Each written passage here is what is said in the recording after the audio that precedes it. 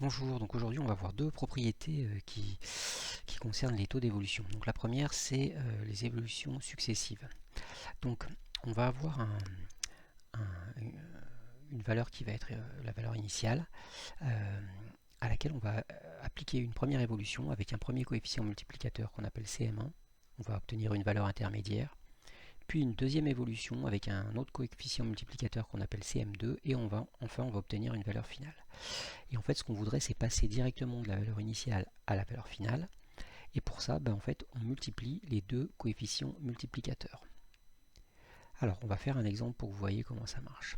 Donc premier exemple, on nous dit que de janvier à juin 2014 le prix du baril de pétrole a augmenté de 4%.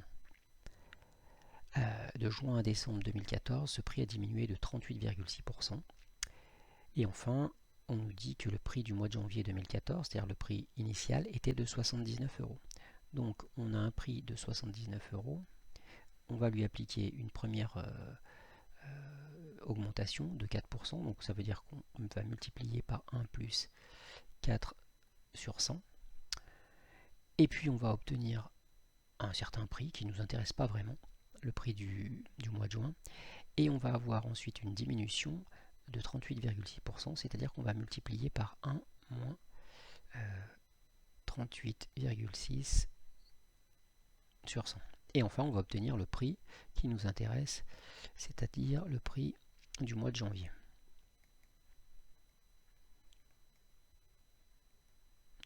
Du coup, le calcul à faire est le suivant. On va partir de 79, on multiplie par 1 plus 4 sur 100, et on multiplie par 1 moins 38,6 sur 100. Alors si on tape tout ça à la calculatrice, on va obtenir un prix d'environ 50,45 euros.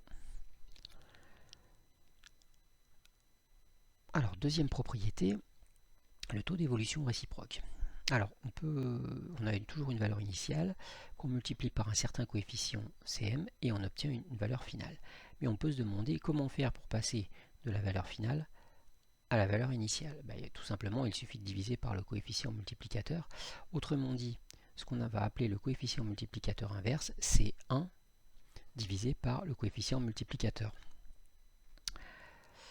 Alors il y a une remarque, c'est que si on veut avoir le taux d'évolution, ce qu'on sait c'est que le coefficient multiplicateur, donc le coefficient multiplicateur réciproque, ça va être 1 plus le taux réciproque, TR. Et donc ça nous donne une équation, on passe le 1, ce 1 ici de l'autre côté, et ça nous donne donc TR est égal à CMR moins 1. Alors on va faire un exemple, vous allez voir que ça a l'air compliqué, mais ça l'est pas. Imaginons qu'on ait un taux d'évolution de T qui est de 40%. Donc ça veut dire que si on calcule le coefficient multiplicateur, CM, c'est 1 plus 40 sur 100. Autrement dit, c'est 1,4. Si on essaye, d'après la propriété, de calculer le coefficient multiplicateur inverse, c'est-à-dire CMR, mais on a dit que c'était 1 sur CM, du coup ça va faire 1 sur 1,4. Alors on pourrait le taper à la calculatrice, mais ça fait des tas de chiffres après la virgule, donc pour l'instant on laisse comme ça. Mais nous ce qu'on veut c'est le taux d'évolution. Alors dans cet exercice on l'a appelé T' et pas TR, mais ça ne change rien. Donc ce qu'on sait c'est que 1 plus T' c'est égal au coefficient multiplicateur réciproque. Donc ça nous donne une équation. On passe ce 1 de l'autre côté du signe égal, et ça nous donne T' est égal à CMR moins 1. Comme on a calculé CMR, on sait que ça fait 1 sur 1,4. Donc on soustrait 1. Alors là, on va le taper à la calculatrice et ça nous donne environ moins 0,286. Alors ça c'est le taux, mais si on peut le laisser comme ça. Donc grâce au signe égal on s'aperçoit que c'est une diminution, mais si on veut l'écrire en pourcentage il suffit de le multiplier par 100 et donc